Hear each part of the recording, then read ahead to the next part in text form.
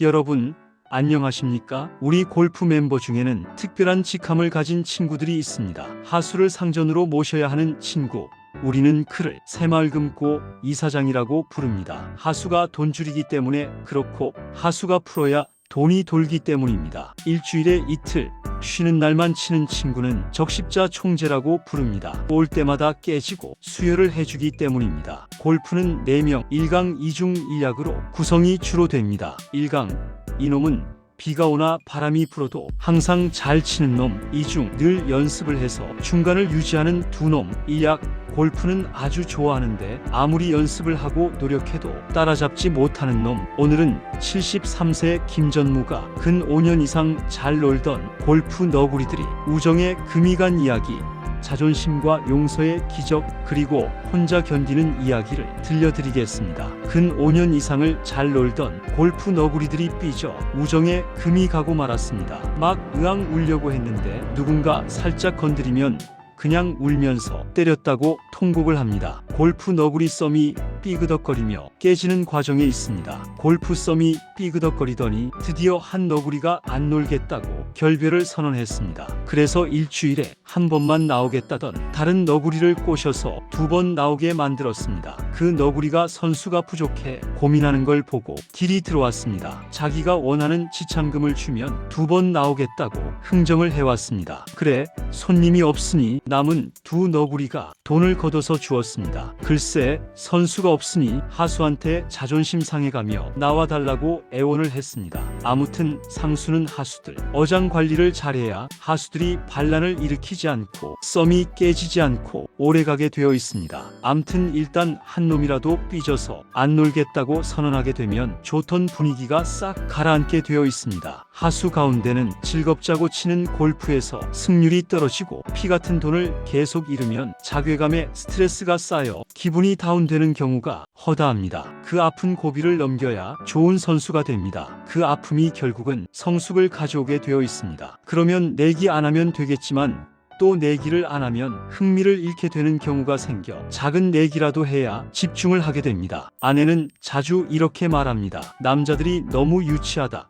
제발 싸우지 좀 말고 사이 좋게 놀라고 합니다. 골프는 4명이 환상의 썸이 되어야 재미있고 즐거운 게임이 전개됩니다. 글쎄, 그 인간이 어떤 인간인지 진면목을 알려면 골프를 쳐보면 그 속을 완전히 파악하게 됩니다. 너구리 수준이 직업에 관계없이 내기 골프를 치다 보면 너나 할 것 없이 정신 연령이 딱 중이 수준이 되고 맙니다. 그 수준이 돈을 딴 놈과 잃은 놈이 하는 행동에서 나타나게 되어 있습니다. 매번 돈을 따고도 인색한 놈이 있는 반면에 돈 좀 잃으면 얼굴에 열을 받아 감정 조절이 안 되는 놈도 있고, 거기다 심술 주둥이가 나와 심술을 부리고 말꼬투리를 물고 늘어지는 놈도 있습니다. 모든 게 인격 수양의 문제이기도 하지만 제일 큰 원인이 골프 실력의 문제를 극복 못하면 생기는 일입니다. 사실 구력이 있는 선수와 늦게 시작한 선수와는 큰 차이가 있게 마련입니다. 결국은 실력이 안 늘면 10년이고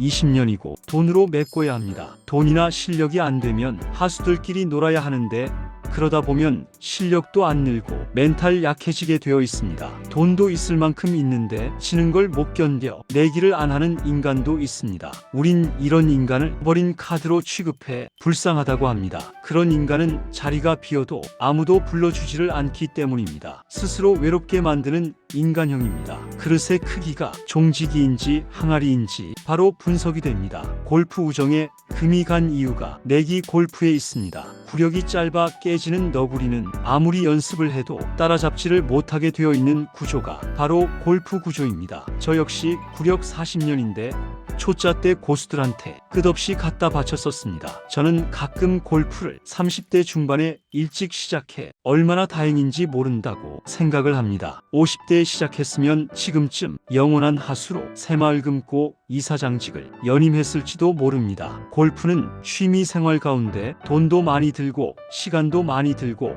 아무튼 나쁜 운동입니다. 하지만 저는 젊은 애들한테도 결코 지고 싶지 않아 매일 연습장에서 살다시피 합니다. 나이 들어 서러운 것이 하나씩 하나씩 자연스럽게 생깁니다. 얼마큼 깨어지고 부서져야 하는지, 그 자존심의 끝이 어딘지 실험하는 것 같습니다. 자존심을 건드리면 옛날 같으면 참지 못하고 결별을 하고 마는데, 그러고 살면 남을 사람이 주변에 몇 안 됩니다. 가까운 마누라 아니면 자식들에게조차 가르침을 받을 때가 종종 있어 자존심이 상할 때가 있습니다. 글쎄, 나이 든 사람의 생각이 안전빵으로 방어적 생각이 고리타분할 때가 있을 수 있습니다. 그렇다고 종교관이나 가치관의 차이가 다르다고 정리를 하려 들자면 홀로 외로운 길을 가야 합니다. 동부에 살 때 한동안 믿음이란 거리가 먼 친구들과 한동안 어울리며 산 적이 있습니다. 세상을 재미있게는 사나 묘한 감정을 많이 느꼈습니다. 이 친구들의 특징이 눈만 뜨면 돌아가며 한 놈씩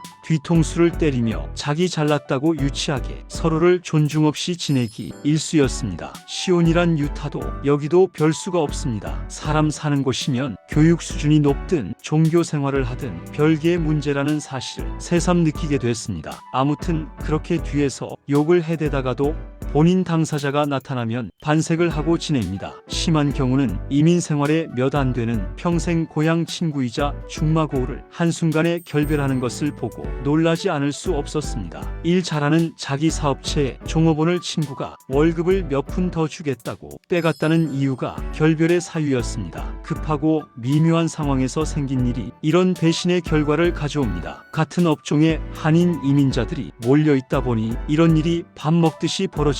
교포들 가운데 건드리면 안 되는 것이 세 가지가 있습니다. 밥그릇인 사업체, 그리고 마누라, 그리고 자식입니다. 이 부분에 조금이라도 손상이 가면 크게 분쟁이 되는 것은 물론 심하면 총이나 칼로 죽이기도 합니다. 좁은 바닥에 마음 상하는 일이 생기면 갈 곳이 막막해질 때가 있습니다. 이 세상에서 제일 무서운 것이 포악한 사자 호랑이가 아니라 바로 인간입니다. 나쁜 인간이 못된 마음을 품으면 사업체가 기울고 가정이 파괴되고 사람 자체가 피폐해지기 때문입니다. 그런데 묘하게도 인간관계가 서로 얽히고 설켜 있기에 그렇게 쉽게 인간관계를 정리하기가 쉽지는 않습니다. 때론 가까운 친구끼리도 서로 한자리에 밥을 먹을 수도 없는 경우가 있습니다. 내가 좋아하는 친구를 또 다른 친구는 과거가 있어 몸서리 치는 경우가 있기 때문입니다. 그렇게 정리하고자 들면 아내하고도 같이 모임에 갈 수 없을 때가 있습니다. 엄청 미운 놈이 아내와 가까울 수가 있기 때문입니다.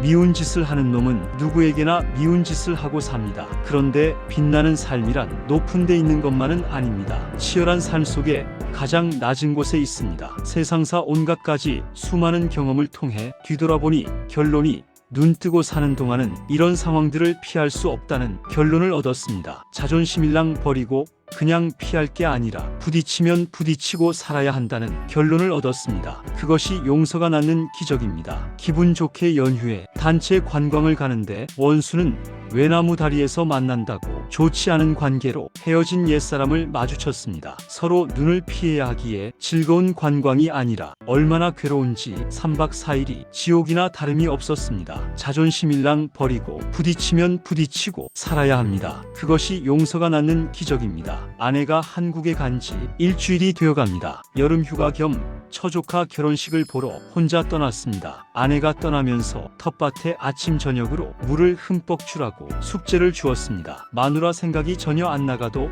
아침 저녁으로 텃밭에 고추에 물 주는 숙제를 할 때면 마누라 생각이 나곤 합니다. 자다가 새벽에 다리에 쥐가 나서 못 참고 깨고 말았습니다. 매일같이 필드밭을 너무 많이 걸어서인지 글쎄 가끔 이런 증세가 생겨 대굴대굴 구르곤 합니다. 한번 쥐가 나면 무잔장 다리가 아파 고생을 한참 하곤 합니다. 이런 증세가 심장에 생기면 심장마비가 아닌가 싶습니다. 아무튼 그나마 한쪽 다리에 생겨 고마울 따름입니다. 요즘 들어 부쩍 아프지 말고 건강하게 오래 살고 싶다는 생각에 사로잡혀 있습니다. 주변에 운이 없는 친구들이 고생 끝에 살만한데 말년에 갑자기 암이나 중풍이 와서 고목나무처럼 쓰러 쓰러지는 안타까운 소식을 들을 때마다 남의 일이 아니다 싶습니다. 이번 여름에 두 아들네가 한국에 처가집을 다녀왔습니다. 다녀온 소감을 물으니 너무 좋았다고 했습니다. 왜 아빠가 한국에서 살고 싶은지 이해가 간다고 공감을 해주었습니다. 후배 와이프가 마누라 없이